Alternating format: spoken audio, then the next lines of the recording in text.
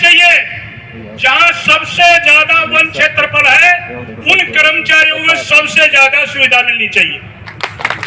अब वो लगभग मैं मंत्री जी से मिला था, भूपेंद्र यादव जी से, और कुदरती सौभाग्य है हमारा, ये मंत्री जी वही का, मैं भी वही का लगभग काफी दिनों से। तो उनसे हमने रिक्वेस्ट किया है कि पूरे हिंदुस्तान में नेचर ऑफ ड्यूटी पूरे भारतवर्ष में एक है, पर ब्यूरोक्रेसी जो आई है एसीएफ से लेकर पीसी से पूरे हिंदुस्तान में समान है, परंतु फ्रंट लाइन स्टाफ जिसको गार्ड से लेकर रेंजर तक होता है उसमें डिफरेंस है। इसलिए हमारी मांग है पूरे हिंदुस्तान में उस नीति को लागू करने का श्रेय सबसे पहले आसाम को जाना चाहिए, जिसमें समाज 2 promotion must with in service. Guard और रेंजर भर्ती होंगे ओनली, गार्ड रेंजर से रिटायर्ड हो और वो रेंज अफसर डीसीएफ से रिटायर्ड हो। इस तरह का आर्म्स, आपके स्टेट में आर्म्स है, हथियार है, फौज ऑफेंडरों से जब मुठभेड़ होती है तो उसको चलाने की पावर नहीं है। आप चलाने किसके आदेश से, किस हैसियत में, कब कौन चलाएगा, उनका नियम भी नोटिफाइड किया जाए और उनको चलाने की भी पावर दी जाए।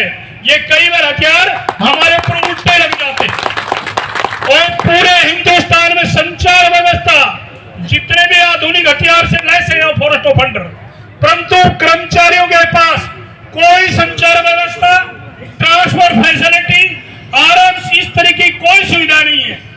इसका भी हमने केशव वर्मा की भी इंप्लीमेंट करने का वहां उसमें भी दर्ज कराया है। उसके बाद फिर स्टाफ में रहते सारे कर्मचारी जंगल में रहते हैं। जंगल में रहने पहली बात तो मकान है नहीं, और कहीं है तो उनका मेंटेनेंस नहीं है, उसमें कोई रह नहीं सकता।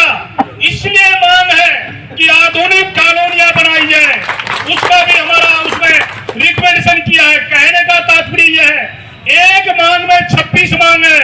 बीएन कृपाल चीफ जस्टिस सुप्रीम कोर्ट के दस्ता में आयोग बना था, फॉरेस्ट कमीशन बना था, उसकी रिपोर्ट को लागू किया जाए, पहली हमारी एक ही मांग थी। और वो वर्मा जी की कमेटी में भी हमने दर्ज कराई है, और आपके वनों के प्रहरी एचओडी आपके साथ बैठे हैं।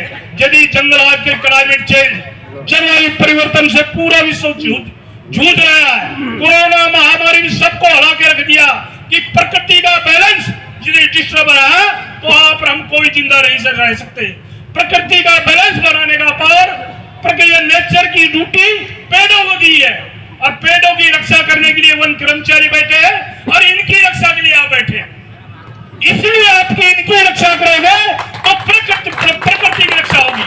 हमारा विभाग तो वो है, चलो सखी उस देश में जहां कृष्ण का राज, नीर भरे दर्शन करे तो एक पंथ दो काज। कहने का मतलब है जितने भी डिपार्टमेंट है वो प्रकृति की रक्षा नहीं करते, ये प्रकृति जीव जंतु की रक्षा करते, प्रकृति को धरोहर की रक्षा करते हैं।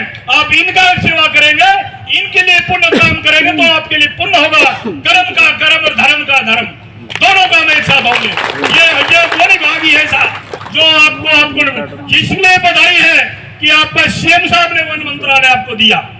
जब भी आपको दिया, एक बात और छोटी बात लास्ट में टू टाइम बाउंड है, हरियाणवी हूँ, बोलने में बहुत कुछ बोल दूंगा पर ठीक नहीं है। कहने का मतलब एक बार जो एमएलए बन जाता है वो दूसरी बार वो मंत्री बन जाता, तीसरी बार बन जाता तो भाई वो कैबिनेट, और चौथी बार सीएम की दावेदारी टेक देता है। मतलब कहने का 20 साल में सीएम की दावेदारी, यहाँ 32 साल के बैठे वही गार्ड के गार्ड।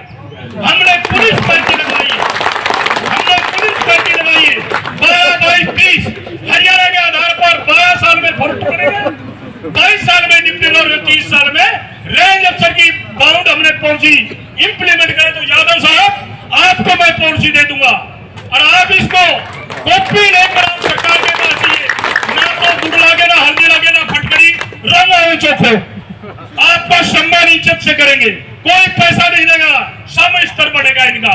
इन्हीं शब्दों के साथ जय हिंद, जय भारत।